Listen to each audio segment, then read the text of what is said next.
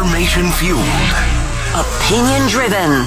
This is Nashville's Morning News with Dan Mandis. And so, my fellow Americans, we talk news. 7:06, Nashville's Morning News on Super Talk 99.7 WTN. It's interesting. We asked the question, if you're a Trump supporter and you were in the position of Congress where the Republicans in the House and they've got to pick a speaker, you don't like Mike Johnson. You don't like the fact that he's brought omnibus spending bills to the table and all of this stuff. But then the guy that helped put you in office, Donald Trump, has decided that he likes Mike Johnson. So do you vote your conscience or do you go against Donald Trump, knowing very well that you could be primaried in 2 years? So what would you do? Some people are saying that you don't shoot yourself in the foot if you're the Republicans and you start engaging in a big old speaker fight. That will be something that will shoot the Republicans in the foot at a time when they have control of the House, they have the control of the Senate, and they're going to have the control of the White House. And so it's going to be very interesting to see. I want to welcome on into the program Jonathan Fahey. And Jonathan, always great to have you on. One of the reasons I like to have you on is because you're so well versed on many different things. You on Fox News and Fox Business all the time. So appreciate you making the time for us here on Nashville's Morning News. So real quick, a number of different things. Let's talk about, since I'm talking about the speaker battle, what do you think is going to happen today? Thomas Massie has already said not only no, but heck no, he's not going to vote for Speaker Johnson. You've got some people out there saying that nobody else is going to be able to get the votes within the House of Representatives. What do you think is going to happen? I think Mike Johnson gets through this, but it is interesting when, you see some of these comments that, anyone else or any alternative, but they don't have an alternative to Mike Johnson, which is sort of the curious thing about that. It's not like they're saying we don't want Mike Johnson, or the people against him aren't saying we want this person versus Mike Johnson. But I think he'll get through it because he has, Donald Trump supporting him. I think obviously most of the House is supporting him. And, they really don't need this again, another fight on this. But I think that's one thing, two important things. One, the majority is very slim, which everyone knows that. But two, the Republicans, it's a good thing and a bad thing. You have a lot of independent thinkers, a lot of people coming from business and other types of things that are not sort of in lockstep the way the Democrats are, which makes doing things like choosing a leader and supporting a leader a little bit more difficult. But I think ultimately he probably gets through. It doesn't seem like he'll get through on sort of one vote, but who knows? One of the things that these folks have to worry about is betraying Donald Trump. And we all know that Trump, he is all about loyalty. So if you're somebody who Trump helped you get into the House of Representatives, he supported you, he endorsed you, he sent out a great, tweet or social media post or whatever it was, supporting you, and then you would be seen as a traitor to Trump if you didn't support Mike Johnson. So part of the problem, I think, is that Republicans, they've got their supporters who are fiscal conservatives. They don't believe that Mike Johnson is a fiscal conservative. And so they're sort of stuck between a rock and a hard place. I wouldn't want to be them, but I think there's a lot of horse trading that's going on behind the scenes where there's certain things, certain reforms, and certain promises that Mike Johnson has to offer people like, Thomas Massie and some of these other folks, our own Congressman Andy Ogles, who has been no fan of Mike Johnson. So it is important, I think, Jonathan Fahey, for the Republicans to show a united front when Donald Trump takes that oath of office, because we do, and talk about this, we have such an opportunity to effect change in these first 100 days, in these first 2 years. Yeah, you're exactly right. And I think, you don't want to blow it, and you don't want to sort of go off the cliff standing on principle. And really what he does you're right, the next 100 days or so, that's the key to the success of this administration, of this Congress. And they need to get immigration done. They need to get the tax cut through and, or get it extended. And it is it has to be done. And I understand the frustration with Republican voters and a lot of these Republican members, because we've seen it time and time again. People run on something, then they get to Washington and they sort of adopt to the Washington ways, which aren't what the American people want. American people don't want more spending, but it always seems like they get it. And so, but I do think, they need to get united.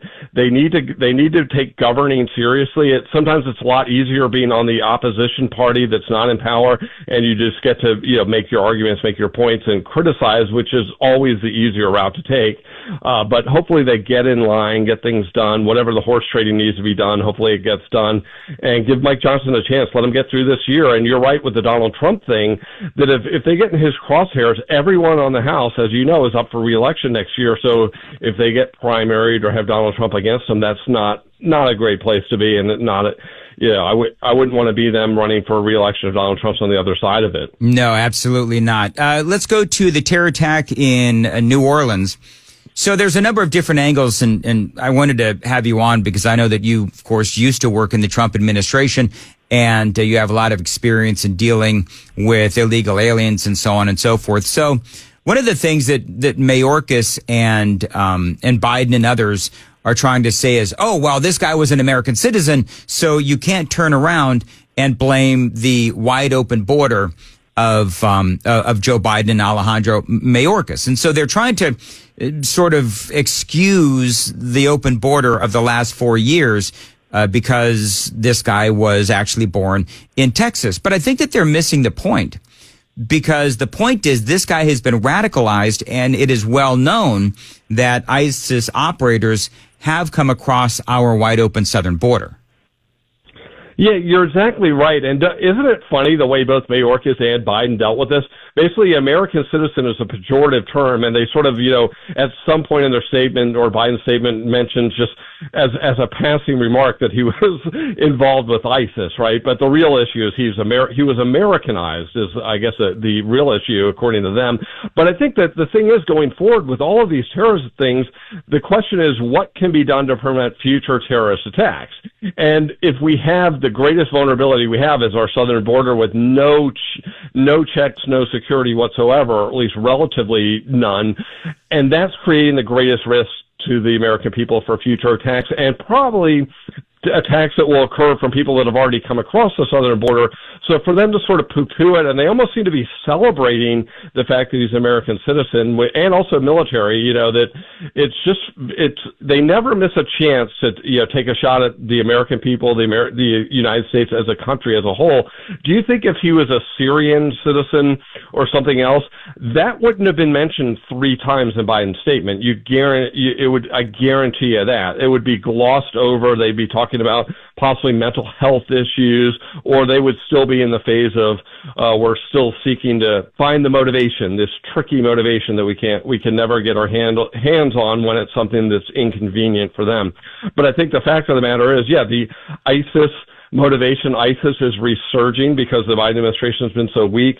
And it's just so funny that they put Biden out there, because it's like one thing that everyone is in agreement with, that universally he is incompetent. So if the idea is to reassure people, putting somebody that everyone recognizes as incompetent and weak out there is really a odd strategy, but I guess they had to do it sort of as a proof of life thing. And then Mayorkas on the same thing, putting them on Fox yesterday, it was just this sort of generic, platitudinal, bureaucratic gobbledygook nonsense, and doesn't do anything. Nothing about them reassures people that they're on top of their game, because if you have an open border, you don't know who's coming in here, and for them to sort of suggest like that hasn't caused problems or isn't going to cause problems, again, we have the woman in New York that was lit on fire. We have Laken Riley. We have Rachel Morin. We have Jocelyn Nungaray. So it's like, this is a major problem, and they're trying to gloss over or sort of. It almost seems to be mocking people that want to say something about it. Well, and I've got some of that audio coming up from Alejandro Mayorkas on Fox News coming up in the next segment. And you're absolutely right. He and Biden are the face of incompetency for the Biden administration. But there's a lot of faces of incompetency. To be perfectly candid, I don't know if I can name one competent person within the Biden administration. Got more straight ahead with Jonathan Fahey. Right now, it is 7:16. Time to check the roads on WTN. Here's your weather for today. A high of 42, a low of 26. It's going to be an interesting weekend. Saturday, a high of 39, a low of 24.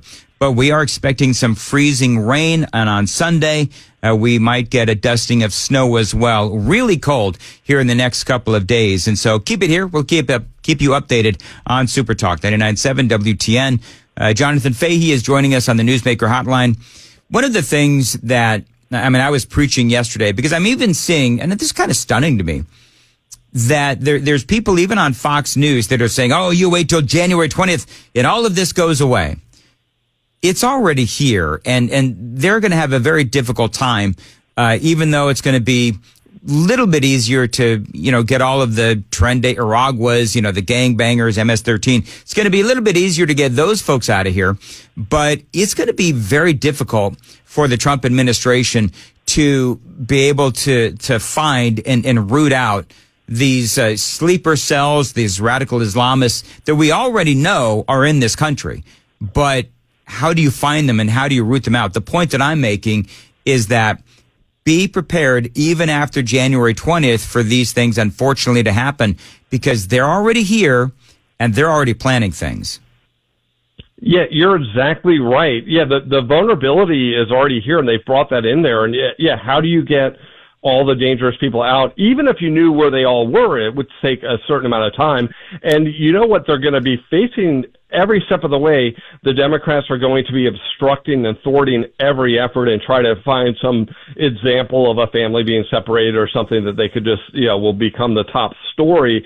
But yeah, this has to be a sustained commitment for several years really to get this thing under control. And the greatest benefit of starting to deport people is it will deter people from wanting to come in because they know they're not going to get to stay, or they'll get prosecuted for entry, or they're going to have to remain in Mexico for false asylum claims. So all of those things will ultimately be successful, but it's going to take, you're right, unfortunately, you really can't do that much at once. Even if you still need manpower, they still need to go through process, all of these things. So it's going to take a while, and hopefully they can get the most dangerous people or a good chunk of the most dangerous people out quickly. But yeah, we are going to suffer because of Biden's open border policy for years, decades to come, and not to mention the fiscal costs, which we've talked about before. But it's $150 billion taxpayer dollars just last year for illegal aliens, and that doesn't include things like the quality of life issues, medical care being worse, schools being worse, other things that don't get factored into that. So yeah, what they did to our country, what specifically Mayorkas did to our country, speaking of sort of I wouldn't say most incompetent because some of it was intentional, but he has done so much sustained damage to our country, and it's really hard to calculate. And we're just going to see in the next few years how bad it is. 7:20 on Nashville's Morning News. And Jonathan, we will leave it there. Always a great conversation, and appreciate you being with us here on Nashville's Morning News. Have a great weekend. A couple of other things real quick. I cannot believe that President Joe Biden, honored Liz Cheney, giving her an award. Now, I'm going to tell you that I think that and I'll get into this a little bit more after the next break, right before the news. I think part of what's going on is Joe Biden and the Democrats, I think they're trying to troll the Republicans. I think that, and I'm going to lay this out right before the news, but I think that's part of what they're doing. They're trying to troll the Republicans. They're trying to trigger the Republicans at every turn. And it's you and I, it's collectively all of us that are going to pay the price. Details straight ahead. 7:20 on Nashville's Morning News on Super Talk 99.7. Dan Mandis here for my friends at Busy Bee Plumbing, Heating, and Cooling. They are your Rude Pro partner, and they have been my partner as well. Again, for years, over a decade. I love these folks at Busy Bee and have been working with them for years. Now, they're always looking for ways to save you money. And here in a very cold January, some red hot deals. Get a free air duct cleaning with the purchase of a new complete whole home AC. or get a free air duct cleaning package upgrade. So you buy the middle package, you're automatically upgraded to the deluxe. They're also offering you 15% off indoor air quality products or a free smart thermostat with any HVAC replacement. That means that you can control your comfort from anywhere. Save money and stay warm this January with Busy Bee Plumbing, Heating, and Cooling. Your satisfaction is guaranteed. 615-775-7833. 615-775-7833. You can always find them online. BusyBeeHVAC.com. Joan Jones has the news coming up at 7:30. Joan, what you got? Well, after the New Year's attacks, the FBI is sending out a new bulletin to local law enforcement agencies. We'll tell you what it says. Also, Joe Rogan has just been displaced at the top of the podcast food chain. And you may be surprised which podcast is the number one now. Oh, I know what it is. Nashville's Morning News. Of course it I mean, is. all those podcasts that people are... No? It's no. Okay, I'll just know. It's not us. No, sorry. We're close, though. Yeah. All right, very good. We've got those stories coming up at 7:30 on Super Talk 99.7 WTN.